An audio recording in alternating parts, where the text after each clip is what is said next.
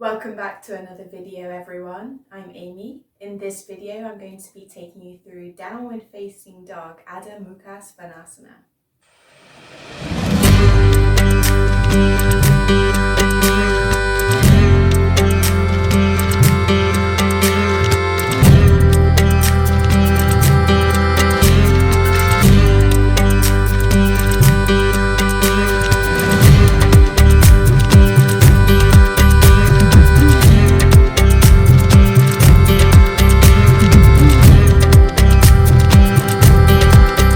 Namaste, everyone. Nice to see you.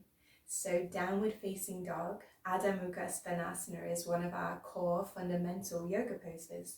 It's used a lot of the time to take a brief break between poses or as a transition moving from one asana to the next during a flow sequence or vinyasa. Now, those of you who are thinking, hang on, downward dog is extremely challenging. How could it possibly be a resting pose? Don't worry, I have some tips to help make this a little bit easier for you. So there are a lot of benefits to this asana.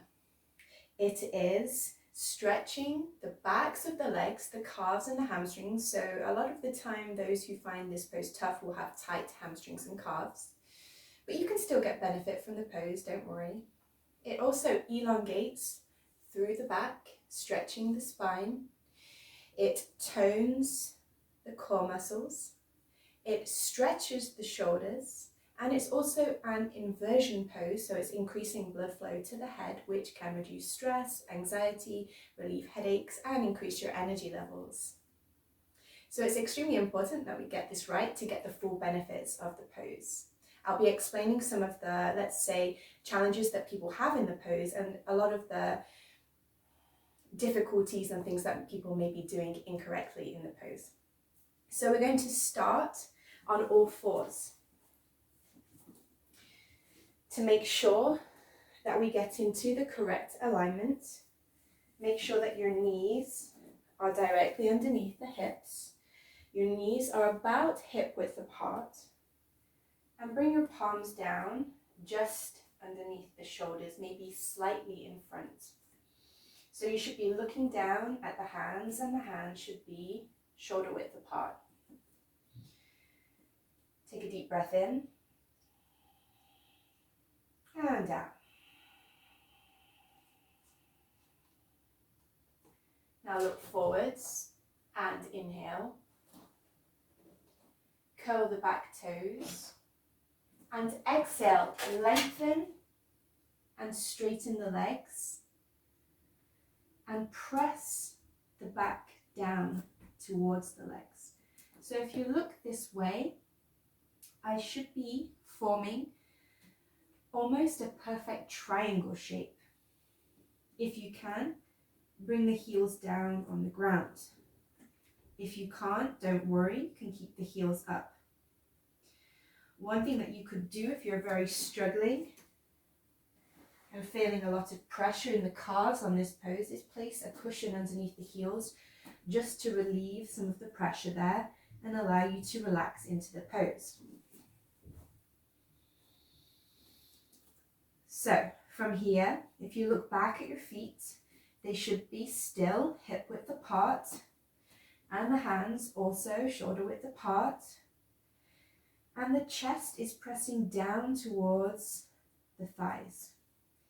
Make sure that the core is engaged, so keeping a strong core here, tucking the belly button in, and making sure that the chest is pressing down and back. The head is hanging between the arms, so it should be in line here, not dropping it too far down or keeping it up. And now take a few deep breaths in and out. One more inhale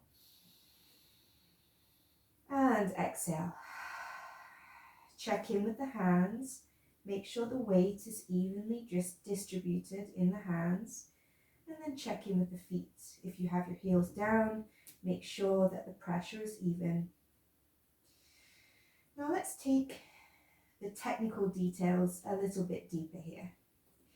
One of the main issues I see with the pose, let's say technical difficulties, is people being too far forward with the weight over the hands, almost as if you were coming into plank.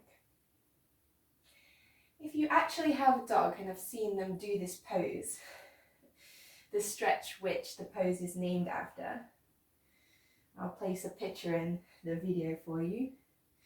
They're actually really stretching back towards their legs. There's also, in dogs, an arch to the spine, so a curve to the spine, which is elongating the back. If we're here, there's a few problems with this. One, I notice there's tension in my shoulders. Remember, downward dog is a resting pose. Yes, it does require a little bit of shoulder strength, but we shouldn't be adding tension into the shoulders here. The second part is that my back is unnaturally rounded. Okay, we're sort of halfway between a lengthened spine and a flexed spine. So we're going to exhale and press the weight back towards the legs as much as possible. If you notice now, the back is nice and long, which is allowing me to get the benefits of this pose in the back, lengthening and stretching through the spine, increasing my energy levels and reducing any back pain. Now, the other, let's say, issue that we can see with this pose, technical difficulty, I'm going to show you from the front, is people a lot of the time come to me and say that they get sore shoulders in downward dog. So if you look this way, I'm going to exaggerate here. If you're getting tense shoulders and feeling stress in the shoulders and neck area during downward dog, probably what's happening is your shoulders are very close to the ears, like I'm doing right now. I can notice at this point there's tension here in the trapezius muscle. I'm also feeling pressure in the rotator cuff on this side here. So it can be exaggerating some shoulder issues. What we're going to do to correct this, if you look this way, is roll the shoulders away from the ears, creating space. Now I'm feeling a stretch across the upper back, and I'm also feeling stretch and space in the shoulders. It's taking the pressure off the upper back and shoulders. Okay, so back this way. Checking back through the pose. My shoulders are rolled away from the ears. Take a moment just to loosen off the neck. If you find yourself tensing through the neck, you can tuck the chin, making sure that the neck is long. And give it a little shake just to lose any tension that you're storing there. Remember, this is a resting pose. We shouldn't be adding in tension at this point. So back is nice and long, neck is nice and long, shoulders are rolled through the ears. And you should notice that my hip weight is above the center of the triangle. Now, with the heels, a lot of people who have tight hamstrings will be up here. Maybe that's exaggerated, but they're saying, I can't get my heels on the ground, and they're feeling a lot of pressure in the hamstrings and calves during this pose, which makes it uncomfortable for them. So you can use the cushion that I showed you earlier. Another thing that you can do just to start to increase the flexibility for the pose is bend one leg. This will allow you to place more of the other heel on the ground and switch, just gently and dynamically stretching. So the main reason that you may struggle in this pose is due to tight hamstrings and calves. So I'll be recommending some stretches that you can do for this in the description. Another thing that you can do right now is you can take one foot, hook it around the other, just applying a little bit of pressure on the calves, stretching it out. And bending one leg then the other, trying to get more of the heel on the ground. You can inhale, lift both heels up as high as you can, and exhale, bring them down a little closer. Inhale, lift up, and exhale, down. So now my heels are on the ground, my core is engaged, belly button is drawing in, back is nice and long, shoulders are open, neck is long, and I can relax into the pose. One thing I find beneficial in downward dog, particularly if I'm feeling stressed or if I'm tired, holding on to tension in the middle of a hard yoga workout, I'll take an inhale through the nose, lift the heels and exhale, blow it out through the mouth again. Make an exaggerated exhale. And relax. When you're ready, bend your knees, come down and rest in child's pose. So I hope you've enjoyed this video. Let me know how you're getting on. Comment, how is your downward dog doing?